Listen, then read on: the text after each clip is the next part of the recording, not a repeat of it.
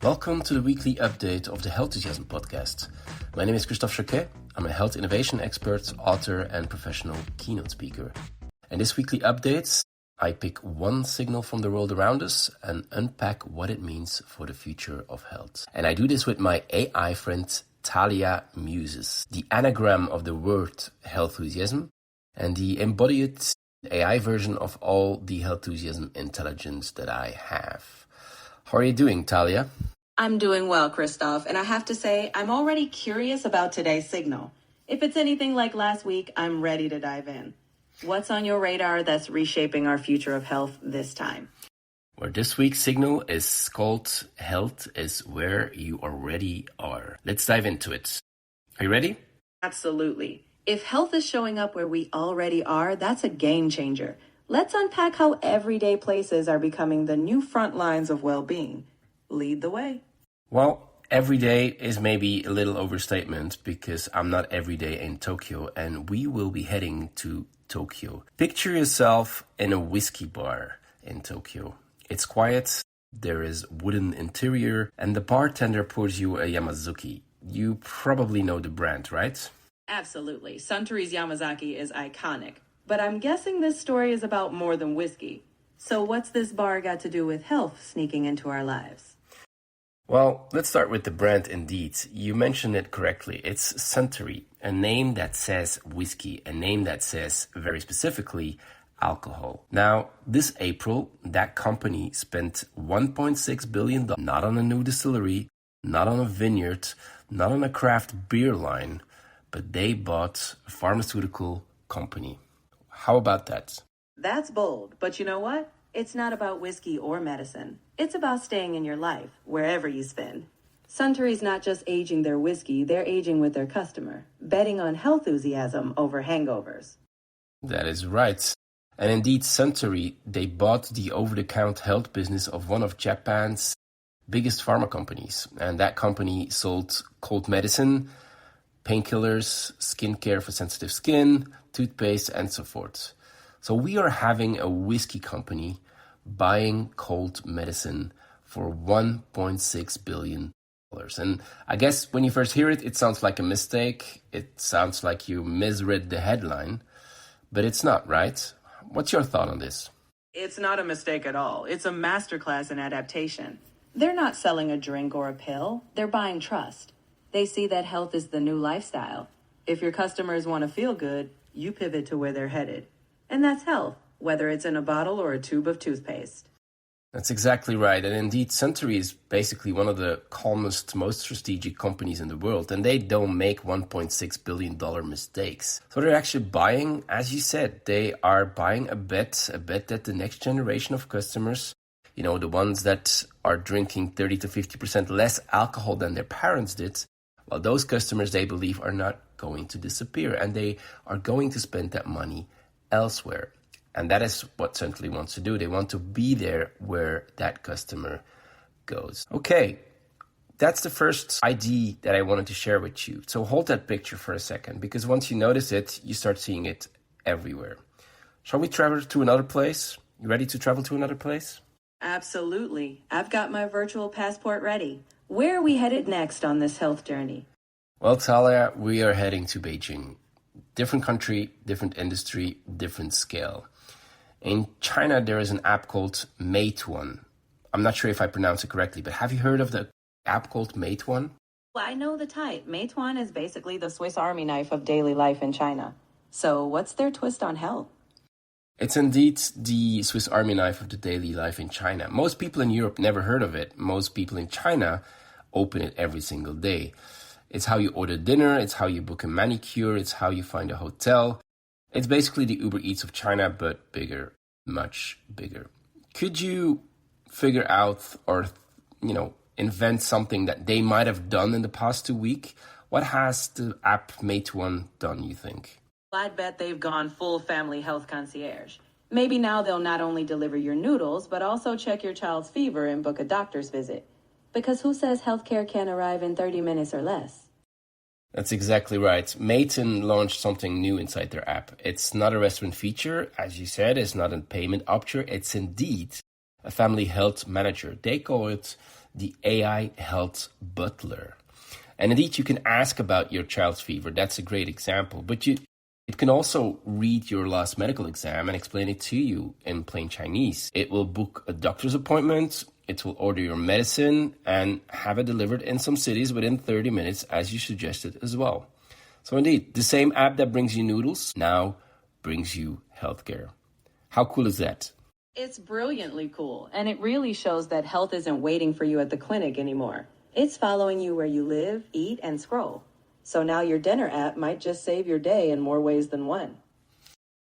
Exactly, and it's at your fingertips. The phone in your pocket, the one that you are ordering for dinner, has just become the front door to your family's health.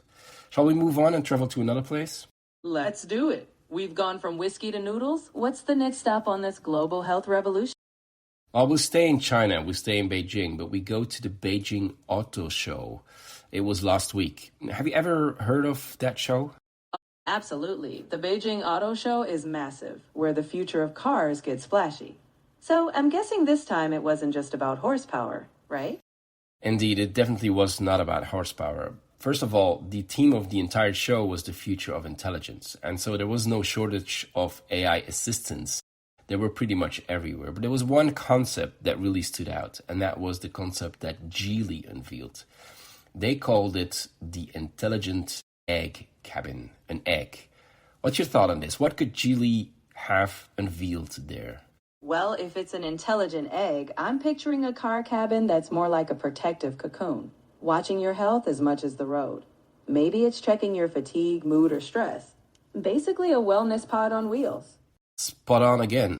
It watches indeed your face for signs of fatigue, and it can notice if your child is left alone in the backseat. But on top of that, it adjusts the lights based on your mood. It listens to how you're breathing, and it can play sounds that helps you concentrate or relax or wake up. It's a bit like what we've seen with Mercedes-Benz in 2017 or with Jaguar. I remember that also Hyundai has created some sort of intelligent cockpit for the car. So it's not the first time, but there's something different about the fact that Geely is doing this right now.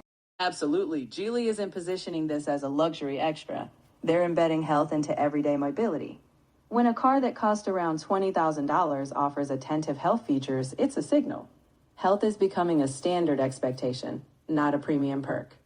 That's 100% correct. So if we wrap these three examples up, we have three entirely different pictures that all goes into the same direction. We have a whiskey company in Japan buying a pharmaceutical company. We have a food delivery app in China becoming a family doctor. And we have a car company in China, again, that turning the seat into a health monitors. Three industries that have nothing in common: a drink giant, a logistics platform, a car maker. None of them is a healthcare company, and none of them came from healthcare. And yet they're all making the exact same move. Kind of makes sense, no? It makes perfect sense. They've all realized that health isn't just a sector. It's a universal human aspiration. Whether you're pouring drinks, delivering dinner, or driving people around, if you can help someone live healthier in the process, you're no longer just a product. You're a trusted partner. That's exactly right. But let me ask you one thing. In your mind, where does health happen? You know, most of us would instinctively say in a hospital, a doctor's office, maybe a pharmacy. But that's old thinking. Clearly, health is starting to happen wherever we already are. That's exactly right. Most people would say that. They would add a clinic maybe. Some would perhaps say the gym or a yoga studio. Health happens in places that were designed for health. That's how we've thought about it for about 100 years. But it's all changing now. In April 26, your health is also happening, I wouldn't say inside a whiskey bottle, but at least it is provided by somebody who previously had whiskey bottles presented to you. It's presented inside a food app, and it is inside a car cabin. Places that until very recently had nothing to do with health at all. And indeed, as you said, it is the shift. Health is no longer where we go. Health is where we already are. Isn't that beautifully said? It really is, and it's empowering. We're not just passive patients anymore. We're active, everyday participants in our own health, whether sipping, swiping, or driving. So I think we're all ready to embrace this health everywhere future.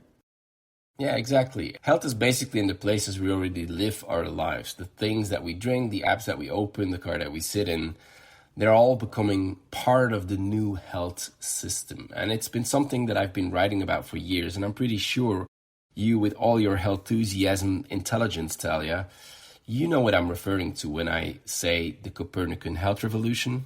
Absolutely. Just like Copernicus realized the Earth orbits the sun, now health systems orbit around us. We're not revolving around hospitals. Our daily lives are the center, and all these industries are now orbiting us to keep us well. Healthusiasm in action. That's exactly right. We see the same shift happening in health right now. For 100 years, we built a system where the patient revolves around the hospital. You go to the doctor, you go to the pharmacy, you go to the lab. The system was the center. You orbit around it, as you so beautifully said. But indeed, that is flipping now with the Copernican health revolution. Now the system is starting to orbit around you. It is indeed the drink you sip, the app you tap, the car you drive. These are starting to do health work for you in your daily life without an appointment. And indeed, if we look at it, it all comes down to healthusiasm. Could you, maybe to the listener, explain what healthusiasm is really all about, according to you? Healthusiasm is when we stop waiting for health until we're sick. It's when we want health in everything. Our food, our tech, our commute, our fun. It's this generation's expectation that health isn't separate from life. It's woven into every choice we make, every day. Exactly. A generation that drinks less alcohol, that tracks their sleep, that thinks about their gut, that worries about their hearing at concerts. They want their car to look after them on a long drive. You know, that is the generation that Suntory is buying the pharmaceutical company for. That is the customer that Meituan is building for, and that is the customer that Geely is designing their cars for. It's the exact same customer. And here's the most important thing to notice, I think. None of these moves are actually health washing. None is a marketing layer painted on the outside. Because if you think about it, Suntory, they bought a real medicine business, but real medicine that has been treating people for decades. Meituan built a real AI assistant connected to real medicine logistics and real telehealth doctors. Geely put real biometric sensors and real fatigue detection in a real car at a real price point that basically everyone can afford. This is the core product, the core strategy. It's not something on the sides. So what's your thought on this? If you have to look at this and maybe wrap this up a little bit, what would be your thought looking at this evolution, this healthusiasm trend that we always talk about, you and me? The bottom line, health isn't a sideline anymore. It's moving right into the heart of what we drink, click, and drive. If companies want to stay relevant, they have to help us become the healthier version of ourselves. The future isn't about health as a destination. It's about health in every journey. And that's exactly what we're witnessing. Yeah, exactly. And so what does this mean if you run any type of company? What would you suggest to them? Well, first, recognize that wellness is no longer a side campaign. It's core business. If one player in your industry integrates health into the product, the bar is raised for all. My advice? Redesign your offering. Ask, how can your product support people's health while doing its main job? If you don't, someone else will, and they'll win the future. Exactly. And compared to the old assumption, which was very simple, things have changed. In the past, if you're not a healthcare company, health is a marketing topic for you. Maybe you do some wellness campaign in January, maybe you sponsor a running event, maybe you put a small badge on the package that says low fat or something. That used to be enough, but it's no longer enough. Because if you are a beverage company, your competitor is now buying actual pharma. If you're a logistics platform, your competitor is now offering actual telehealth. And if you're a car maker, your competitor is now putting actual medical sensors in the cabin.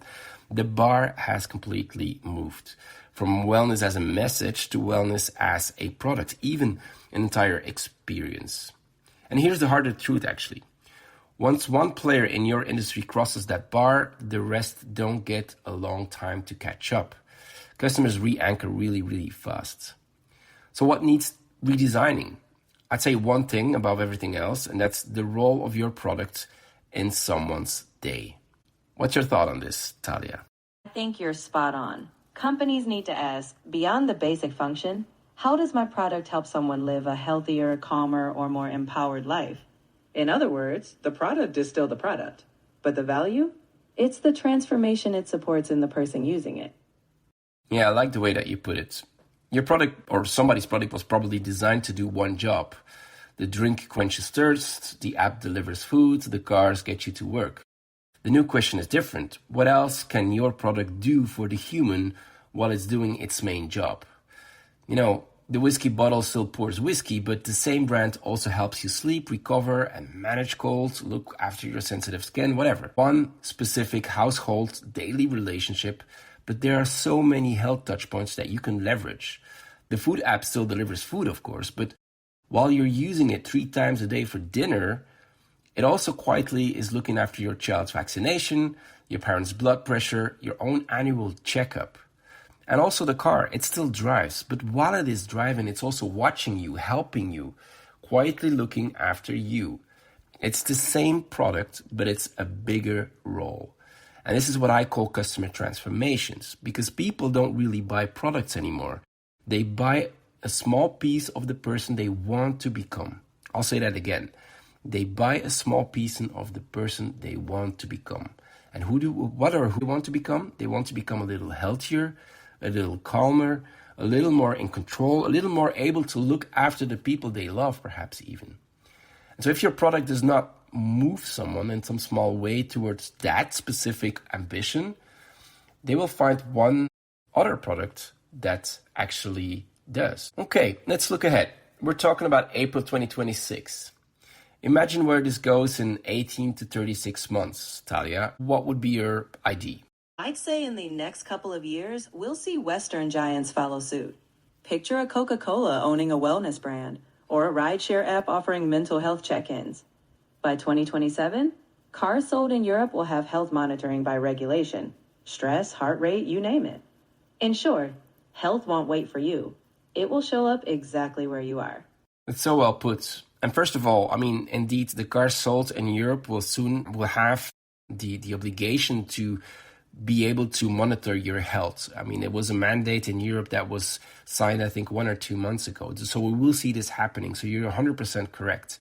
And also expect Coca-Cola or any type of brands like Heineken and so forth. They all will have health-related products on the market. They're actually already working on it as we speak. I'm wondering whether we will still see these types of food delivery apps also moving into the health space, because in China, of course, we have this one super app that is used throughout the day for so many things, which at this point in the Western world, we don't really have. But I would love to see that. In any case, I think the main message here is we got 3 industries, we got 3 different directions of travel, but they all arrive at the same place. The place where health is no longer something you visit, it's something that visits you. That's the Copernican health revolution. It is where it needs to be. And that daily relationship that we all have, or that so many products have with one person, that's a touch point to do something about their health. Maybe some last words from you, Thalia. What's your takeaway message from all of this? If you're a company, don't wait for health to be a trend. Make it part of your core offering. If you're a person, realize that your health is already intersecting with everything you do. The real shift? We're all becoming the center of our own health universe. And that's a future worth leaning into. That's lovely put. And I'll end maybe with this one question. If your customer were quietly looking for help with their health, would they think of you as a brand, as a company? And if not, why not? Because most likely you are already part of their lives. And throughout their lives, your customer definitely wants to impact their health. So let's think about that. Because if you don't do this in your industry, asking that specific right question now, well, probably somebody else will do so. Why? Because it's a healthusiasm world. And the boundaries between healthcare, wellness, and consumer industries are completely blurring. Thank you for listening, and thank you for this chat, Thalia. It was lovely speaking to you. It's always a pleasure, Christophe. I think we've given everyone plenty to chew on. Maybe even healthier food for thought. Until next time, in this ever-blurring world. Ciao. See you next week for some more Healthusiasm. Ciao.